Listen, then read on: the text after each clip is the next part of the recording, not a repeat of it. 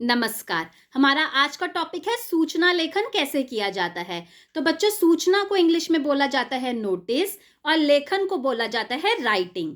सूचना लेखन यानी नोटिस राइटिंग। ठीक है, तो बिना टाइम वेस्ट किए चलिए हम स्टार्ट करते हैं कि सूचना लेखन का फॉर्मेट क्या होता है। बच्चों यहाँ देखो, यह सूचना लेखन का फॉर्मेट है। इसे मैंने हिंदी और इंग्लिश में दोनों में लिख दिया है ताकि आपको समझने में आसानी रहे। इस वीडियो को ध्यान से सुनिए, हर स्टेप को ध्यान से समझिए। एक बार आपको समझ में आ गया, इसके बाद चाहे आपका हिंदी में सूचना लेखन आए, चाहे इंग्लिश में आपका नोटिस राइटिंग आए, आप आराम से कर पाएंगे। तो जैसे मैं अपने हर वीडियो में बोलती हूँ, इस वीडियो में भी यही कह रही हूँ, अगर आपका सूचना लेखन का प्रश्न आता है तो सबसे पहले आपको प्रश्न को ध्यान से पढ़ना है, उसे समझना है कि मुझे किस बारे में सूचना देनी है, यानी मुझे किस बारे में नोटिस लिखना है। इसके बाद अपने माइंड में एक ड्राफ्ट रेडी कीजिए कि मैं क्या लिखूंगी, और उसके बाद अपनी सूचना लिखना स्टार्ट कीजिए। ठीक है, सूचना लिखने के वक्त सबसे पहले आप बीच में यानी सेंटर में कार्यालय का नाम लिखेंगे, यानी नेम ऑफ द ऑर्गेनाइजेशन लिखेंगे।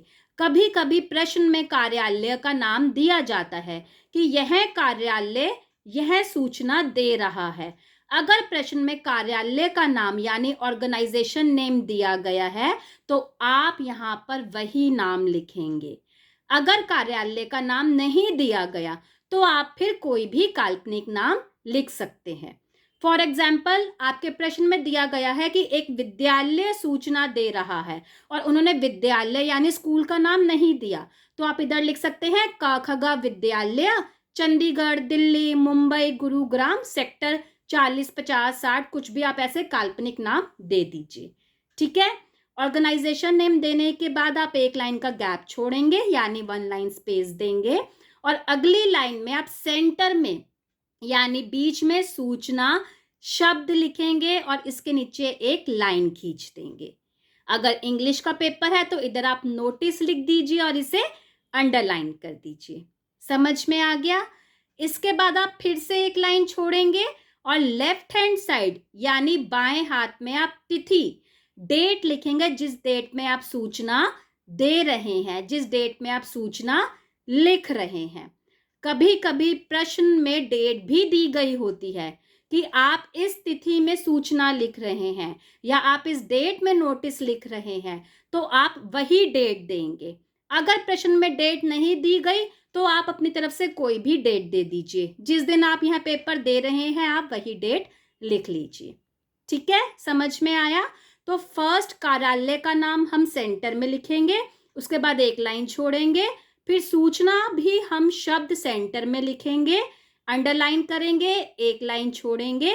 इसके बाद तिथि यानी डेट को हम बाएं हाथ में लिखेंगे यानी लेफ्ट हैंड साइड में लिखेंगे। तिथि लिखने के बाद आप फिर से एक लाइन का गैप देंगे और सूचना का शीर्षक यानी टाइटल देंगे, और टाइटल आपका सेंटर में यानी बीच में आएगा। टाइटल को आप बीच में लिखेंगे। आपका शीर्षक बहुत लंबा नहीं होना चाहिए, छोटा सा टाइटल दीजिए लेकिन मीनिंगफुल दीजिए कि यह सूचना किस बारे में है, और टाइटल को अपना बोल्ड लेटर्स में लिख दीजिए। समझ में आया? टाइटल आपने बीच में लिख दिया, इसके बाद आप एक लाइन का गैप देंगे यानी एक पंक्ति छोड़ेंगे और लेफ्ट हैंड साइड से अपनी सूचना लिखना स्टार्ट करेंगे, यानी बाएं हाथ से अपनी सूचना को लिखना स्टार्ट करेंगे कि आपकी सूचना किस बारे में है। आपकी सूचना बहुत लंबी नहीं होनी चाहिए, वर्ड लिमिट्स का ध्यान दीजिए। अगर प्रश्न में दिया गया हो कि आपको 30 से 40 शब्दों में सूचना देनी है या 50 से 60 शब्दों में सूचना देनी है, तो आपकी सूचना उतने ही शब्दों में होनी चाहिए। बहुत लंबी सूचना या बहुत छोटी मत कर दीजिएगा, नहीं तो आपके नंबर कट जाएंगे। ठीक है, अब सूचना हम कैसे लिख सकते हैं? जैसे प्रश्न में आ गया कि आपके विद्यालय में एक बुक फेयर लगा है, पुस्तक प्रदर्शनी लगने जा रही है, आप इस बारे में अपने विद्यार्थियों को यानी स्टूडेंट्स को सूचित कीजिए। तो आप इधर स्टार्ट कर सकते हैं, सभी विद्यार्थियों को सूचित किया जाता है कि अगले हफ्ते हमारे विद्यालय में पुस्तक प्रदर्शनी लगने जा रही है जिसकी डिटेल्स निम्नलिखित हैं। ठीक है। निम्नलिखित लिखने के बाद आप जो आपकी प्रदर्शनी की डेट है, किस दिन में होगी, कहाँ होगी और कितने बजे होगी, उनको आप पॉइंट्स में लिख सकते हैं। ठीक है।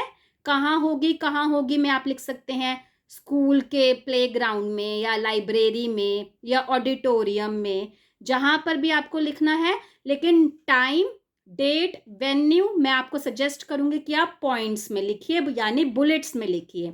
इससे सूचना अट्रैक्टिव भी लगती है, आपके लिए थोड़ी इजी भी हो जाएगी और पढ़ने वाले को भी अच्छा लगेगा। ठीक है।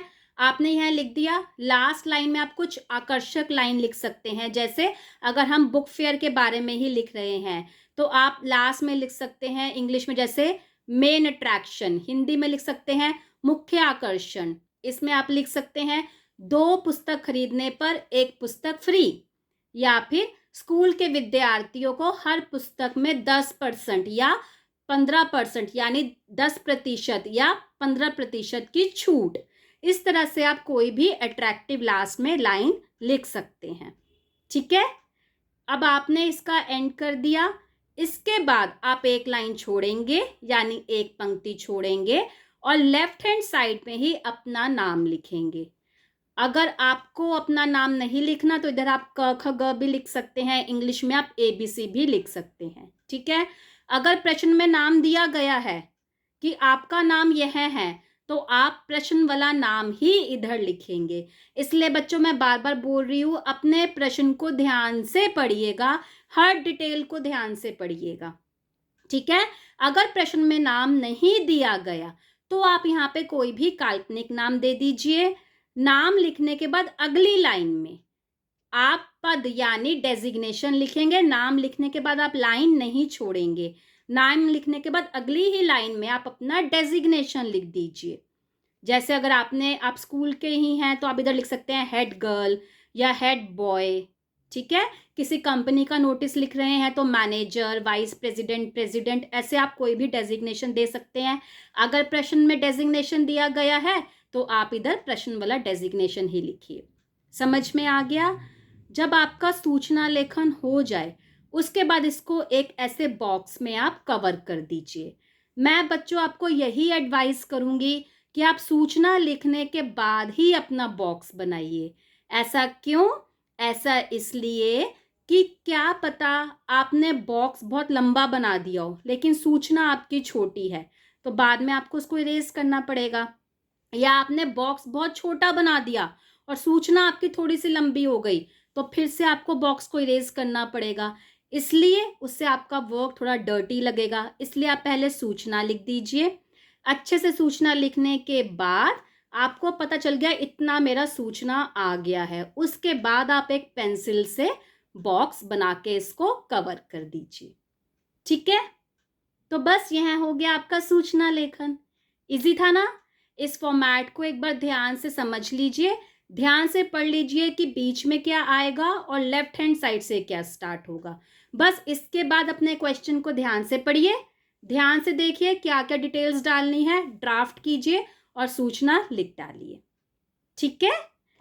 अच्छे से पेपर दीजिए, कॉन्फिडेंस रखिए, अपने पे विश्वास रखिए, डरिए नहीं, ध्यान से क्वेश्चन देखिए।